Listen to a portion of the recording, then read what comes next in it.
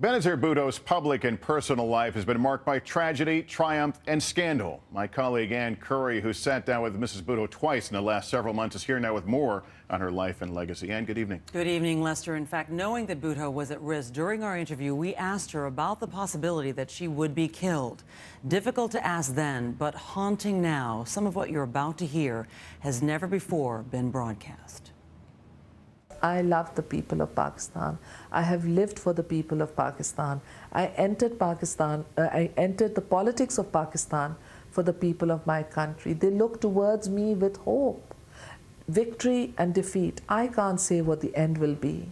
All I can say is that I will do my best to serve my people by helping them in a transition to democracy. Harvard and Oxford-educated young Benazir Bhutto didn't intend to become a politician, saying later it was her destiny as the daughter of Zulfikar Ali Bhutto, who in the late 1970s was Pakistan's first popularly elected leader.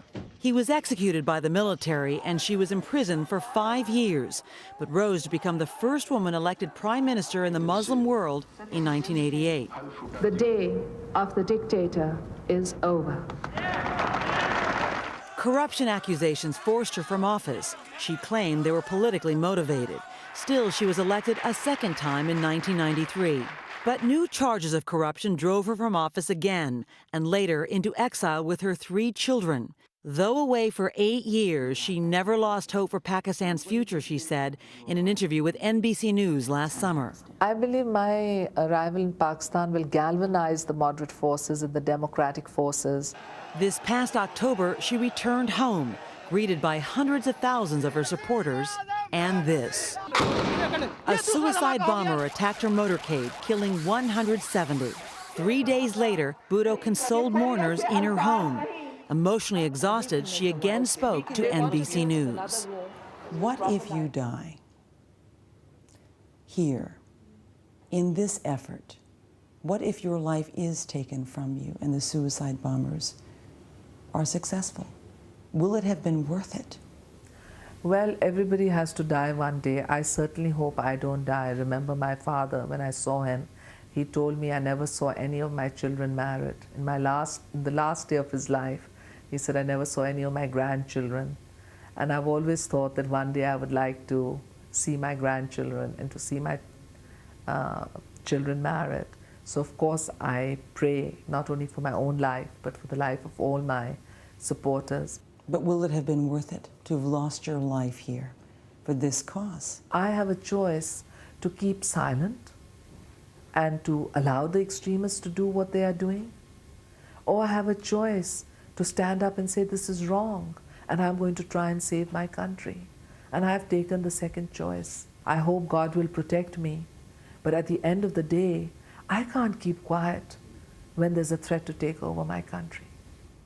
Bhutto believed that threat came from the same Islamic extremists who are now suspected of having a hand in her death, Lester. She did not seem like a woman afraid. And Ann, we're joined here by our colleague Richard Engel, our Middle East Bureau Chief, who's here in New York on the holidays. You both have seen how accessible, in fact, the last time you two were together was in Islamabad. You saw how accessible she was then. Was there a sense that it was inevitable that it was going to end this way for Benazir Bhutto? She certainly took a lot of risks, and when I heard the news, I was not surprised at all.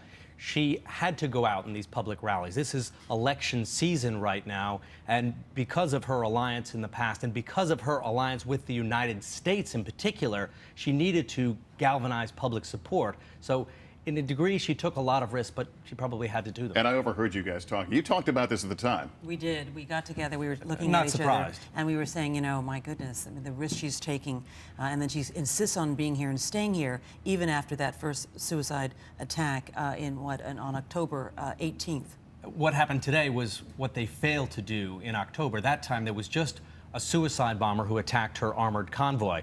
This time, the gunman rushed up, fired shots at her, made sure she was dead, and then detonated the suicide device. So they didn't want to make any mistakes this time. That's right. And the Pakistan government, she said, told her of more than one attempt on her life that was being planned after that attack. So she knew there was a constant threat. not just in one city, but in cities that she was planning to go. Someone was getting the intelligence, she said, of what her plans were. And Richard, let me ask, you've spent a lot of time in that part of the world. We saw some of the protests immediately after today aimed at Musharraf. Does this blow back on him at some point, and to what extent? It certainly does, and it casts the entire political situation into turmoil. After months of martial law and questions about the elections, the process seemed to be back on track, with the elections coming up very soon. Now all of that is in question. New calls for boycotts, talk about potentially postponing the elections, questions, did Musharraf put enough security on the ground? Benazir Bhutto's supporters said that he never did. So it certainly casts a lot of questions about the political And turmoil. for the U.S., the issue here is a stable government in the fight against al-Qaeda. And she was rather unabashedly pro-U.S. on that front. She was very pro-U.S. and she was extremely pro-democracy. She was very firm and very angry at the Musharraf government for imposing martial law. And in fact, it strained their relations dramatically. She also did something very interesting. Even before she went back to Pakistan, she named 3 high-ranking members of the Musharraf government and said, not the government, but these high-ranking members of the government had ties to some of these extremists that trouble the United States government. Well, good conversation. And we'll see you tomorrow morning on Today. Richard, good to have you here in New York. Thanks so much.